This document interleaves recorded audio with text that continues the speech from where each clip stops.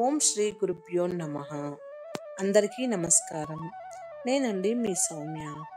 ఆధ్యాత్మిక జ్ఞానం ఛానల్కి స్వాగతం, సుస్వాగతం.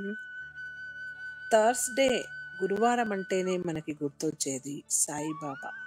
సాయిబాబాను ఎలా పూజిస్తే ఎలాంటి ఫలితాలు కలుగుతాయో సాయిబాబా గురించి రాసిన శాస్త్రాల్లో పేర్కొన్నారు.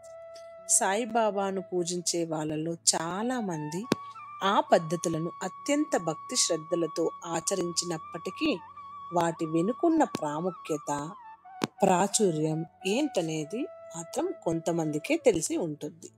ఇప్పుడు ఈ వీడియో పూర్తి చూడండి. ఈ వీడియో కానీ మీకు నచ్చినట్లయితే తప్పకుండా షేర్ చేయండి. అలాగే కొత్తగా చూస్తున్న వాళ్ళైతే మన ఛానల్ని సబ్స్క్రైబ్ చేసుకోండి. నేనైతే ఇప్పుడు సాయిబాబాని పూజించే దానివల్ల ఎలాంటి ప్రయోజనాలు కలుగుతాయి అనేది ఈ వీడియోలో అయితే చెప్పబోతున్నాను. శాస్త్రాల్లో పేర్కొన్న వివరాల ప్రకారం పూజా విధానంలో ఏ పద్ధతి వెనుక ఎలాంటి ప్రాముఖ్యత ఉందో ఇప్పుడు తెలుసుకునే ప్రయత్నం అయితే చేద్దాము. శాస్త్రాల ప్రకారం సాయిబాబాకు దీపారాధన చేస్తే బుద్ధి బలం కలిగి పాపాలు నశిస్తాయి.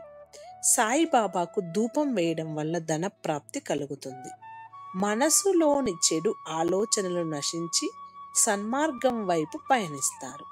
షిరిడి సాయికి గంధం సమర్పిస్తే పుణ్యం కలుగుతుంది. సాయినాథుడికి తాంబూలం సమర్పించడం వల్ల ఆ ఇంట్లో సుఖశాంతులు నెలకొంటాయి. సాయిబాబాకు నైవేద్యం సమర్పించడం వల్ల ఆయుష్ పెరిగి జీవితంలో మానసిక సంతృప్తి లభిస్తుంది. కర్పూరంతో హారతి ఇస్తే అది అజ్ఞానపు చీకటిని చీల్చి అలాగే భక్తులకి సంతోషాన్ని ఇస్తుంది. అభిషేకాలు ఎన్ని రకాలు, ఏ ఫలితాలు అనేది ఇప్పుడు చూద్దాము. షిరిడి సాయిబాబాకు భక్తితో అభిషేకం చేస్తే మనసు పరిశుద్ధం అవుతుంది. అయితే అభిషేకంలోనూ ఒక్కొక్కరు ఒక్కో రీతిలో ఆ దేవుణ్ణి కొలుస్తారు. శాస్త్రాల ప్రకారం ఏ పద్ధతిలో అభిషేకం చేస్తే ఎలాంటి ఫలితాలు లభిస్తాయో ఇప్పుడు తెలుసుకునే ప్రయత్నం చేద్దాము.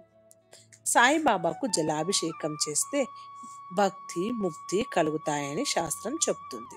క్షీరాభిషేకం చేస్తే దుఃఖనాశనం కలుగుతుంది. తేనెతో సాయిని అభిషేకిస్తే గొప్ప ధనవంతుడు అవుతాడు. పంచదార పాలతో అభిషేకం చేస్తే మహామేధావులు అవుతారు. చెరుకు రసంతో అభిషేకం చేస్తే సర్వ విధాల సంతృప్తి కలుగుతుంది. దేవుడిని ఆరాధించడంలో ఇలా ఒక్కో పద్ధతి వెనుక ఒక్కో కారణమే ఉందని శాస్త్రాలు చెబుతున్నాయి. ఈ విధంగా సాయిబాబాని ఎలా పూజించుకుంటే ఏ విధంగా ఫలితాలు వస్తాయనేది ఈ వీడియోలో అయితే తెలుసుకున్నాం కదా. ఈ వీడియోలో ఉన్న ప్రతి ఒక్క అంశం కూడా మీ స్వంత ఆలోచనలతో నిర్ణయాలు తీసుకోండి. వీడియో కానీ మీకు నచ్చినట్లయితే తప్పకుండా షేర్ చేయండి. అలాగే కొత్తగా చూస్తున్న వాళ్ళైతే సబ్స్క్రైబ్ చేసుకోండి. మరొక వీడియోతో కలుస్తాను. అంతవరకు ఓం సాయిరామ్.